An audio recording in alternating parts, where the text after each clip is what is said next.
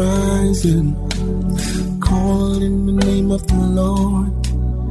We are filled with His Spirit to take His glory to the nations.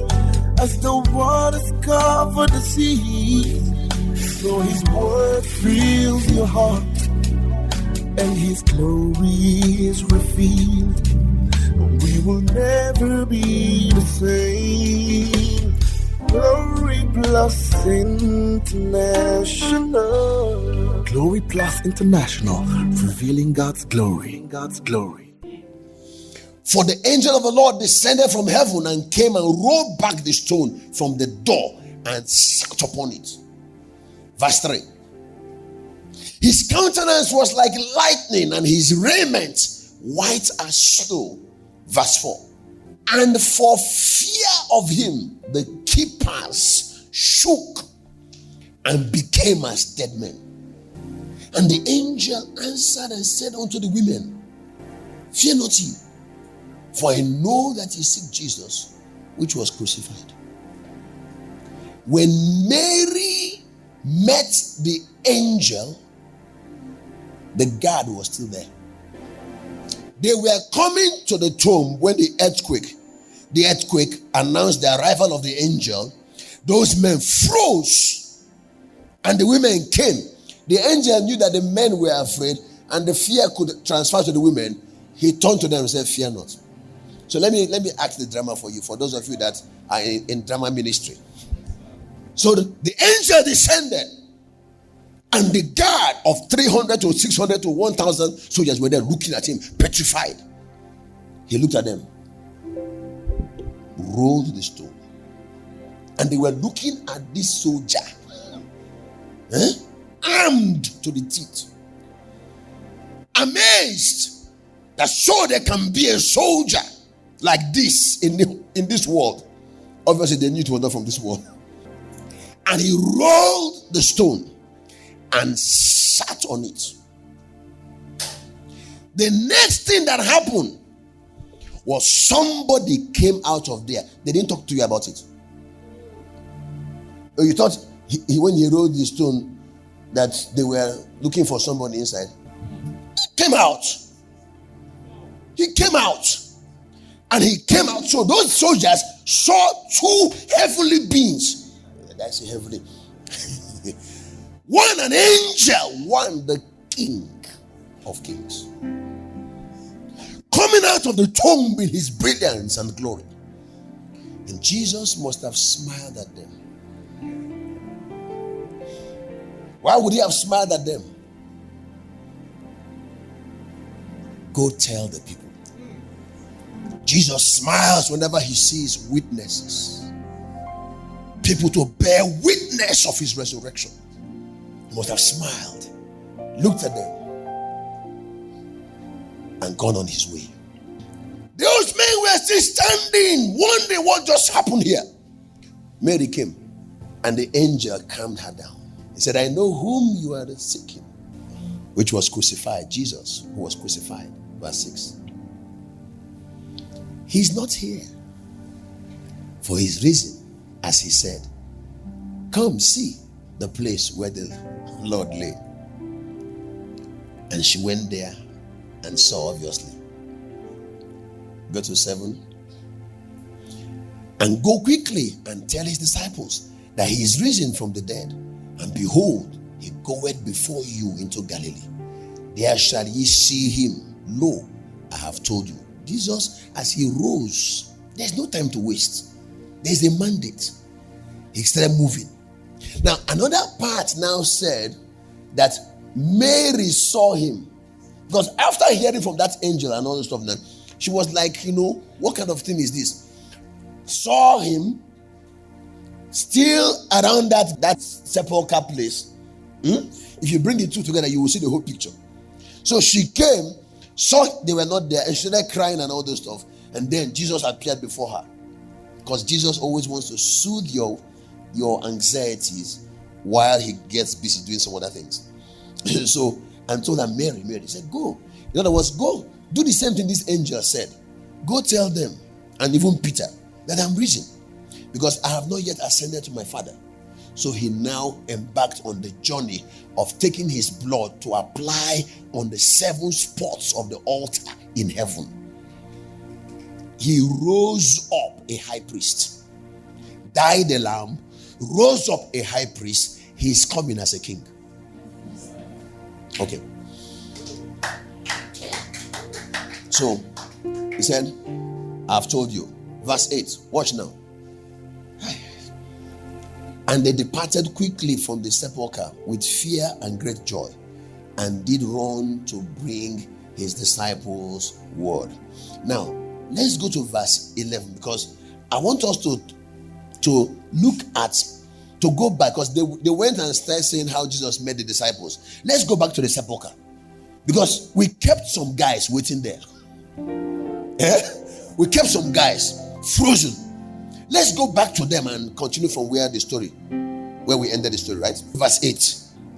And they departed quickly from the sepulchre with fear and great joy, and did run to bring his disciples word. Verse 9, yes?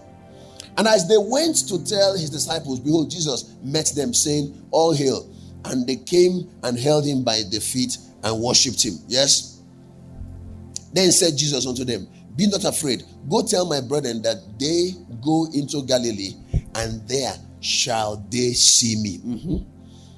So he now told them to go into Galilee, to go and tell the brethren to go into Galilee, they will see. Verse 11. Now when they were going, behold, some of the watch came into the city. So they were there when all these things were happening. You know why they were there? They have lost. They are unquote, like called him prisoner now, because they went there to guard. So the man they were designed to guard has left. The person they told them to go and guard died. If it was a living prisoner that escaped, we would understand. A dead man escaped. And you guys were 500 men guarding a dead man. So the angel, when they saw the angel, fear gripped them. After they had seen Jesus and everything happened, and they have now left them alone, fear of Pilate gripped them. So they had to stay there to think on the next action. Am I communicating? Yes, sir. Because all the laws were broken. Am I communicating? Yes, sir. They must have discussed amongst themselves. If all of us go and meet Pilate now and say, the dead man you assigned us to guard rose up, Pilate will say, what? Kill this man. He's a fool. I sent a soldier. You are a soldier, my friend. How can you be talking like a peasant? I sent you to guard a dead person, and you came here telling me the person is risen. Kill him. Next soldier, what did you say happened? That's how they wipe out the hope. So they know that will be their state. So they were thinking, what do we do?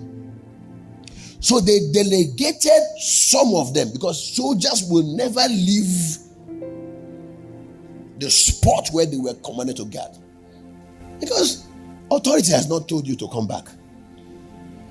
So watch, some of the, not all the.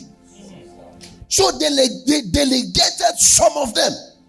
The sum might be, who knows, 25, might be 50 out of the whole whatever. Because the more people you delegate and caliber of people you delegate, it shows the seriousness of the assignment. Yes, because if I sent out of my battalion of maybe 500, I sent 2 people to go and meet. So they came and they decided not to go to Pilate. They changed course. There was enmity between Rome and the priestly whatever. But what they saw made them to seek guidance from priests, because they believe that priests will understand resurrection. Yes, sir. Yes, sir. Not Pilate. Please come and help us, so we're in trouble. See what happened. And showed unto the chief priests all the things that were done. The first witness of resurrection was not Mary Magdalene. It was the guards. And see what the chief priest did. Next verse. And when they were assembled with the elders and had taken counsel, they gave large money. Somebody say large money. Unto the soldiers, not soldier. Unto the soldiers, saying, say ye, his disciples came by night and stole him away while we slept. That is another dangerous statement to make. That 1,000 soldiers slept. What kind of charm is that? What are we going to? This thing alone, it was not enough, because the money would have been useless. They will take money, they will still die. But see another thing. Verse 14. And if this comes to the governor's ears, we will persuade him and secure you. How will they persuade the governor? What will they use to persuade governor? What do you use to persuade DPO? Prayer. Whether we like it or not, the greatest power on earth, as far as man is concerned, is money. Pastor, you have come again. It's the Holy Ghost. I know. You know. Do they know? That's why if God is to make you a voice in your generation, God will give you the language they understand. I know some of you that came from a religious background. You'll be very unhappy with me. Mabino, your anger will not reduce me. Let me explain ahead of time. God sent you here so we can save you. Amen? Amen. Now, see what happened to these men. They knew the truth. Watch verse 15. Go there. So they took the money and did as they were taught. They actually taught them. When you have money in your hands, you can teach the people. They will do it. Money is influential. Go and ask some people that are married to people that they never knew in this life they can never marry. It's money. And when they married the person, they realized that even the money they went to collect, they didn't get it. So they are saying, divorce, divorce, divorce. My dear, what is the problem? He does this to me. He does this to me. Sister, tell me the truth. He didn't give you the money you're expecting. Simple. I'm coming there. I'm coming there. Let me finish this thing. Watch. So they took the money and did as they were taught. And this saying is commonly reported among the Jews until this day. These guys, both the soldiers and those chief priests, are the reason why Israel is not yet saved.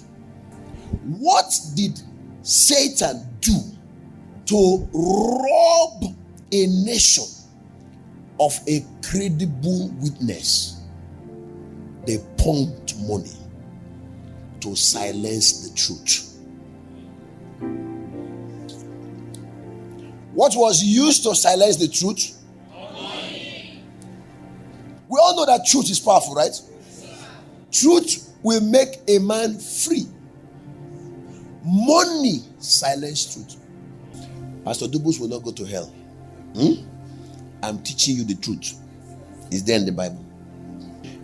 What then is the alternative If you want the truth to speak on this earth, what would be the alternative?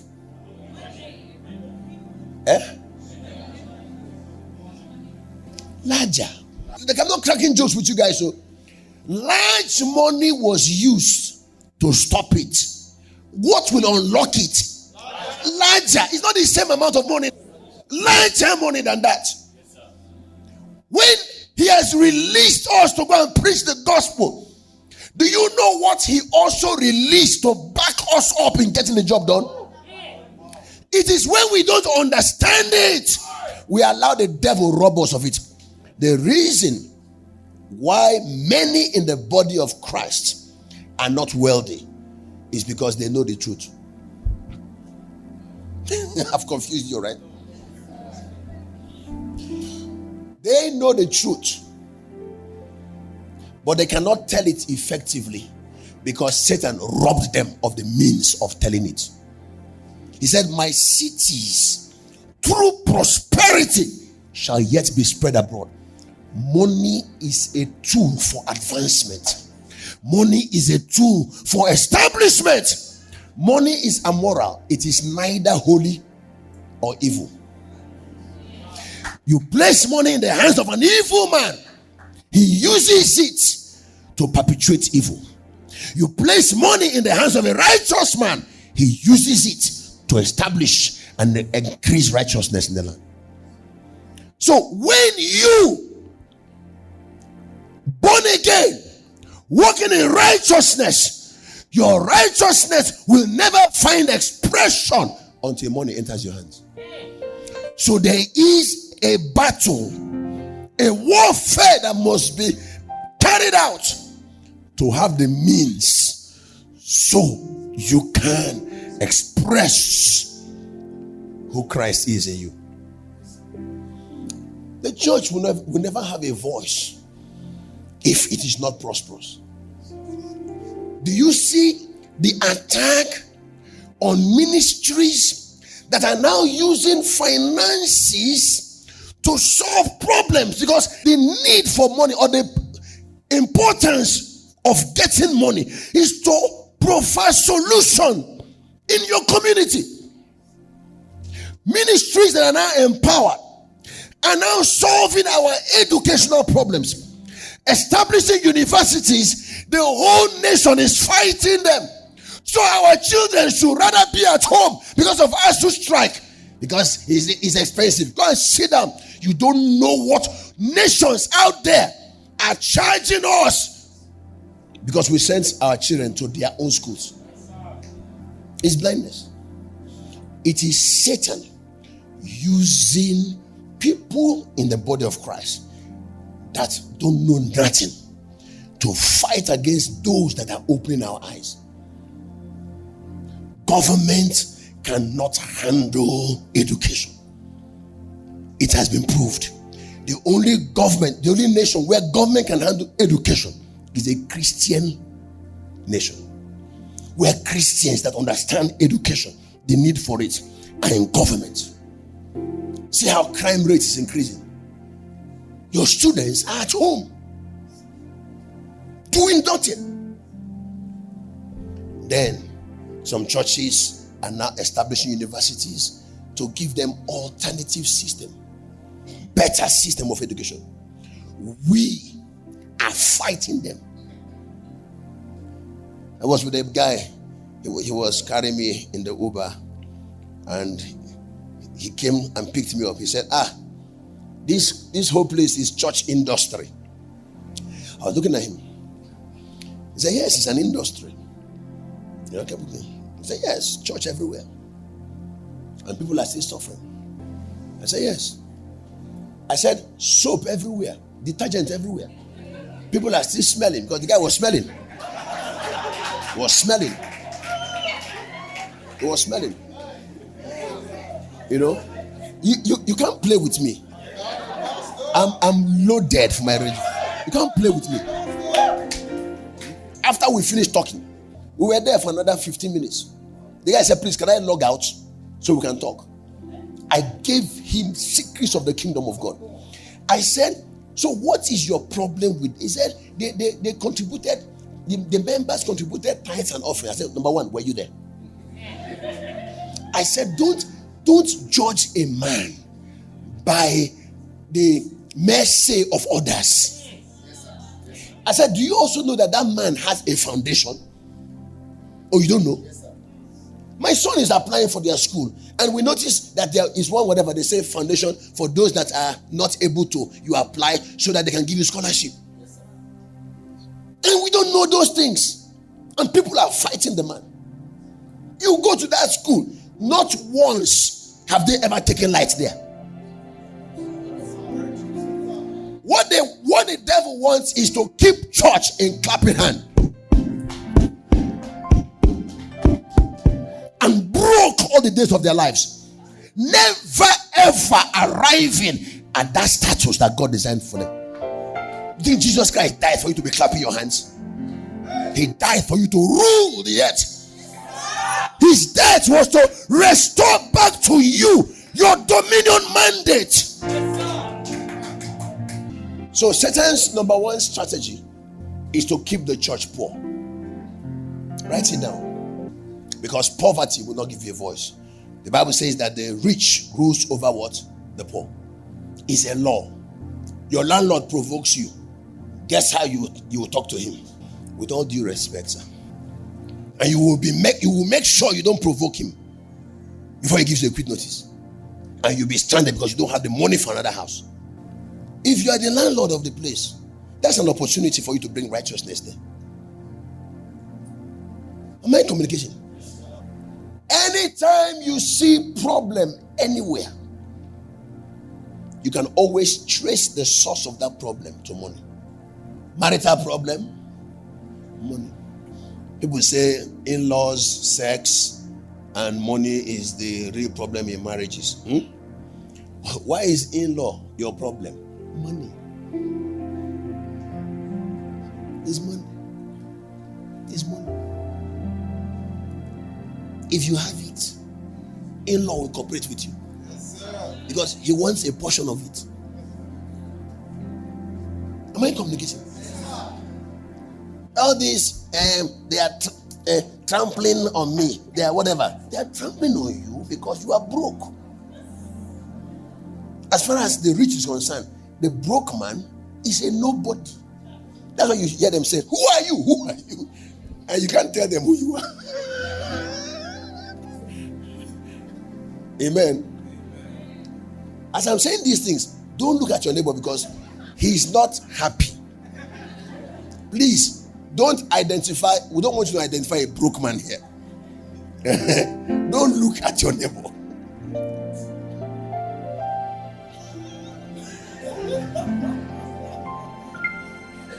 Amen.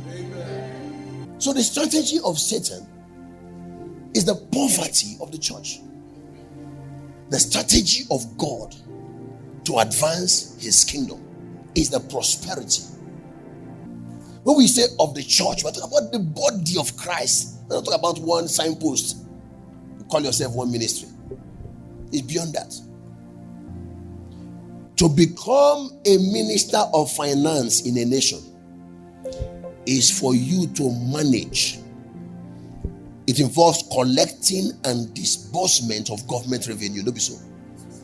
To become a minister of finance in the kingdom of God, God is looking for men he can trust with kingdom wealth for proper disbursement of resources. I told God many years ago that I will not only preach this thing, because many people that hear it when we preach it are very greedy. So also make me a kingdom financier. Let me get this dual office. So you said priest and what? King. I will not die as an Aaronic order. I will combine Melchizedek. I will flow in the Melchizedek, the kingly one and the priestly one. Amen. When people look at this guy called the devil, many people think that this devil is too bad. I want you to just name the most evil, if you can think, the most evil creature, person thing on earth is who? Is who? Poverty. If you want to go to that level, poverty. Which one is more evil? Poverty and sickness. Which one is more evil?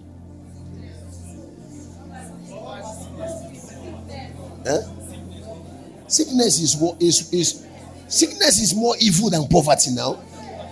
When you are healthy and you don't have means, you can be trekking. Do you need Uber? Be trek and go. Even when you have money and you are sick. When I'm talking about sickness, I'm not talking about fever, paralysis, blindness. So sickness is more evil than poverty. So which one is the oga bata bata of them all? Devil. Okay, yes. Someone said poverty, someone said devil, yes. This one said ignorance. Is that what? Who said what? Yes. What is the most evil thing here on earth? Ignorance. Ignorance is bad. Yes, I agree, it's bad. But it's not the chief. Yes. There is something more evil than Satan. No? Who said that money is? Hey, that's why you are poor. I remove it from your head in Jesus' name. You are blessed. How can you say money is evil? When the streets of heaven are paved with gold.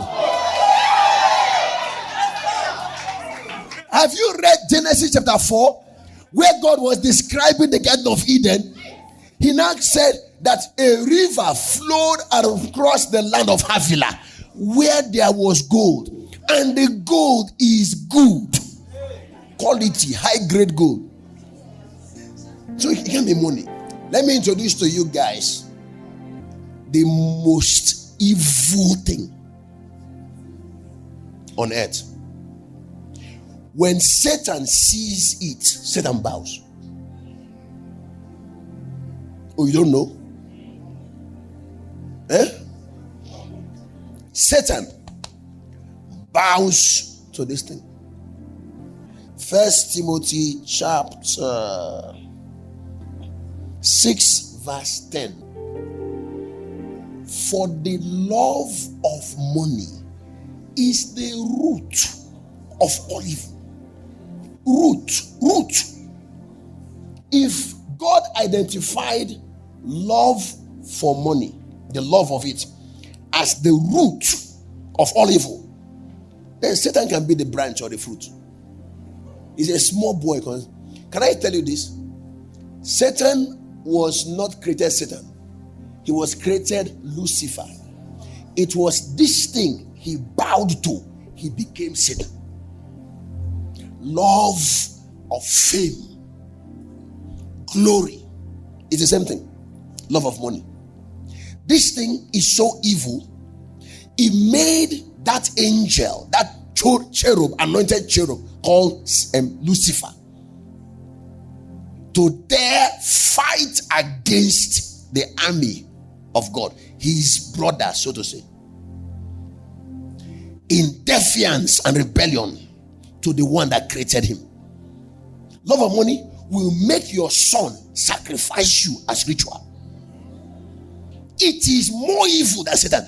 Listen, Satan does not have to do any job. Just put one love of money for you. He will just tell you, Oga, bow, because this was what conquered me. I'm telling you, Satan fears it. And that love of money is a spirit called Mammon. And God, when Jesus was now talking about Mammon, he said that you cannot serve God and Mammon together. You either choose one. And when he was talking about Mammon, he wasn't talking about Satan. He knew that Satan cannot compete with Mammon when it comes to worship. So in the kingdom of God, they don't even discuss Satan. One of the most powerful threats to the advancement of the kingdom of God, and that in evil stops men from living by the commands of God is mammon.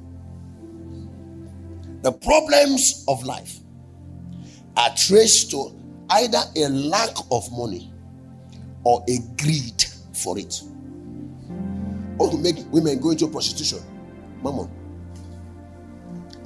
Anytime you see people going for money at the expense of their integrity, they devalue themselves for money.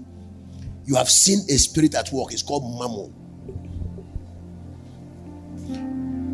A woman can jump out of her marriage and meet a man that has more money than the husband because of this thing called mammon. This thing, when you hear abomination, trace most of those abomination. Somebody is gaining money as a result of it. Am I communicating? So this is, I'm just putting these things and to let you know now. When you now understand this, that Satan is offering this spirit to make you so love money that you don't care how you get it. He has ruined your life. That was what ruined his own life. Fame, love for fame, love for glory, love for wealth. And that was what he was offering to Jesus Christ. So what was at risk here now? What was at stake here now was the will of God that Jesus knew, and Satan offering him what he knows, that if Jesus obeyed the will, though by sacrifice, Satan was giving him the impression that he can give it to him. He said, just bow and worship. It is not just bow and worship. After the man bowed and worshiped, you see what happened to Adam? Adam was subjected to Satan, and he kept dealing with the guy till Jesus now came. He gives you the impression that just do this, just kill your mother, offer your mother as sacrifice, it will be well. Hey, do you know the oppression and the spiritual attacks you'll be facing? Though in your wardrobe money is coming out, it so happens that they finally look at that money. They no longer value it again because of the pain, the affliction they are going through. One rich man died, and when he fell, his skull broke, and people came and was like wondering, because when he fell, he did there was a sound he did. They are like, what is that sound? And they looked, it broke. Maggots were coming out. So the guy was living, but maggots were moving through his brain. Well, he had the money. He bought toys everywhere, houses, maggots were. So now that we know that Satan can use money to stop the truth from spreading, and God wants the truth to spread, so God has made plans for money. How do we get it?